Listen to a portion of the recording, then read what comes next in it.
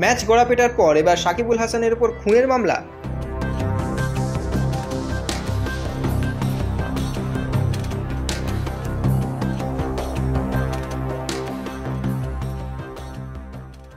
বাংলাদেশের প্রাক্তন অধিনায়ক সাকিব আল হাসান এবার জড়িয়ে গেলেন খুনের মামলায়। ঢাকার আদাবত থানায় তার বিরুদ্ধে মামলা রুজু করেছেন রফিকুল ইসলাম নামের এক ব্যক্তি। বাংলাদেশের কোটা সংস্কার আন্দোলনের সময় গত 5ই আগস্ট পুলিশের গুলিতে আহত হয়েছিলেন তার ছেলে মোহাম্মদ রুবেল। পরে হাসপাতালে চিকিৎসাধীন অবস্থায় মৃত্যু হয় রুবেলের। ছেলের মৃত্যুর বিচার চেয়ে প্রশাসনের দ্বারস্থ হয়েছেন রফিকুল। খবর অনুযায়ী ছেলের মৃত্যুর জন্য প্রাক্তন প্রধানমন্ত্রী শেখ হাসিনা সহ প্রাক্তন সড়ক পরিবহন মন্ত্রী, অভিনেতা ফিরদৌস আহমেদ, সাকিব আল হাসান সহ মোট 156 জনের বিরুদ্ধে মামলা রুজু করেছেন রফিকুল।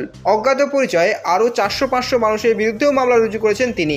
আদাবাদ থানার আধিকারিক মোহাম্মদ নজরুল ইসলাম খবরের সত্যতাও মেনে নিয়েছেন। রফিকুলের অভিযোগ অনুযায়ী তার ছেলে রুবেলের মৃত্যু হয়েছে সাকিবুল হাসান অভিনেতা ফিরদৌসের নির্দেশে। অভিযুক্তদের তালিকায় 10 নম্বরে নাম রয়েছে মাগুরা 1 আসনের প্রাক্তন সাংসদ সাকিবুল হাসানের।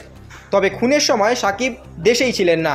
প্রথমে টি-20 বিশ্বকাপ খেলেছেন জুন মাসে, এরপর জুলাই আগস্টে খেলেছেন আমেরিকার মেজর লিগ ক্রিকেটে এবং কানাডা লিগে। ফলে সাকিব প্রত্যক্ষ না পরোক্ষভাবে জড়িত সেই নিয়ে প্রশ্ন থাকছেই। আগস্টের 5 তারিখ ছাত্র আন্দোলনের সময় আদাবর এলাকায় গুলি চালানোর ঘটনা ঘটে। সেই সময় রক্তাক্ত হয়ে মাটিতে লুটিয়ে পড়েন রুবেল। এরপর হাসপাতালে নিয়ে গেলে তার মৃত্যু হয়। তবে সাকিবুল হাসান সেই সময় দেশেই না থাকায় তিনি প্রত্যক্ষ না পরোক্ষভাবে জড়িত সে নিয়ে প্রশ্ন থাকছেই।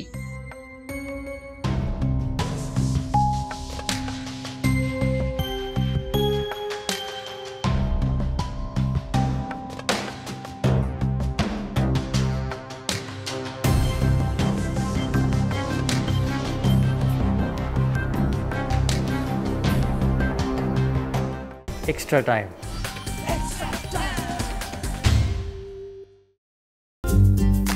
লেটেস্ট নিউজ আর এক্সক্লুসিভ ভিডিওর সঙ্গে আপডেট থাকতে এখনই সাবস্ক্রাইব করুন আমাদের ইউটিউব চ্যানেল।